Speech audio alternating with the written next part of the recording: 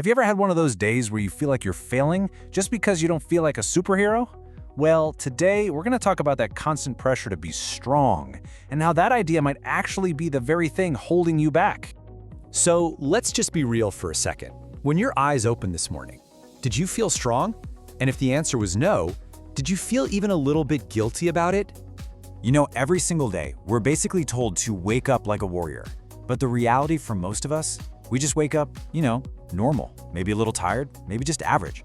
And that gap, the one between the expectation and our reality, that's where all this quiet stress starts to build up. And that's when it starts, doesn't it? When you're just lying there in bed, feeling perfectly ordinary, that little voice in your head pipes up. The one that says something's wrong with you for not leaping out of bed ready to conquer the world. It whispers that you're already falling behind, that you're not strong enough. But here's the big idea I want to put out there. What if you're not the problem at all? What if the problem is the system? This whole culture that demands we perform strength every single day, no exceptions. So if it's not you, where's all this pressure coming from? Well, a big piece of this puzzle is what you could call the motivation industry. I was talking to a friend recently, someone who from the outside just looks like they have it all figured out. But what they told me, it was a total eye-opener. And this just nails the trap perfectly. They felt they didn't even have the right to be exhausted because they had to maintain this public image of being the strong one. They weren't being strong, they were performing strength, and it was absolutely breaking them. And this is the core of it, right? The lie. This idea that you have to be strong every day, motivated every day, your best version every day. It's not just unrealistic, it's a perfect recipe for feeling like you're constantly failing. We are swimming in these phrases, aren't we? They're supposed to be inspiring, but after a while, they just feel like commands. They become the background music for beating ourselves up whenever we just can't live up to them. Now, here's a thought. All those gurus out there selling you on this idea of constant mental strength. What if their endless energy is just a performance? Think about it. It's their job to be motivational. Your job is just to be a human being. And here's the really wild paradox. The people who consume the most motivation content often end up being the least happy. Because every podcast, every book can subtly reinforce that same message. You're not there yet. You still need to be fixed. You're not enough. And that feeling of not being enough, it can lead to something way darker than just having a bad day.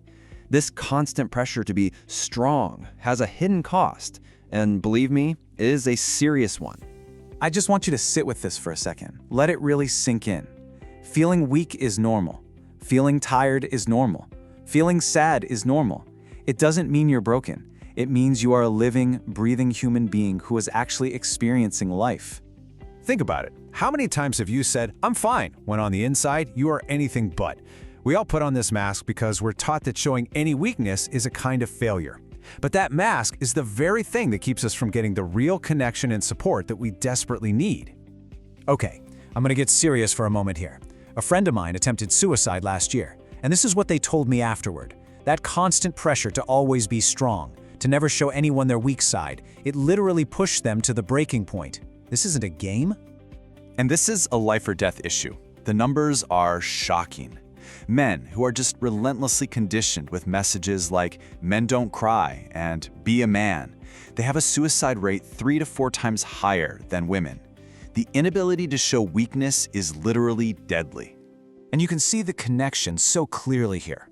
Burnout is what happens when you're constantly trying to be strong. Depression, from constantly trying to be happy. Anxiety, constantly trying to be successful. They all grow from the same toxic root, this belief that I am not enough as I am. Okay, so if that old definition of strength is so harmful, what's the alternative? It's time we completely redefine what real strength actually looks and feels like. Real strength isn't about never falling down. It's about being honest when you're on the ground. It's having the courage to look someone in the eye and say, "I'm not okay." It's the honesty to say, "I need help." That is real power. Just picture two people going through the exact same hard time. One of them puts on the mask, says, "I'm fine," hides all the pain, and just collapses on the inside. The other one finds the courage to be vulnerable, asks for help, and actually starts to heal. So which one is stronger? The choice couldn't be clearer. And this is a question for you, right now. In your own life, which path are you walking more often? Are you hiding behind that mask? Or are you finding the courage to be honest about how you really feel? And look, if you just realize that you're wearing that mask more often than not, that's okay. This final part is for you. It's about giving yourself the one thing you might need most of all: permission.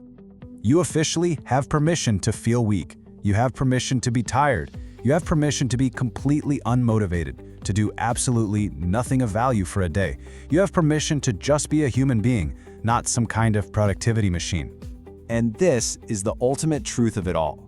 Your worth is not based on your strength level or your motivation. You are enough. Today, right now, exactly as you are. So I'm going to leave you with this one thought. If nobody was watching you, no judgment, no expectations, what would you actually do today? Would you still force yourself to be strong, or would you give yourself what you truly need? Your answer to that question, it might just show you the way forward.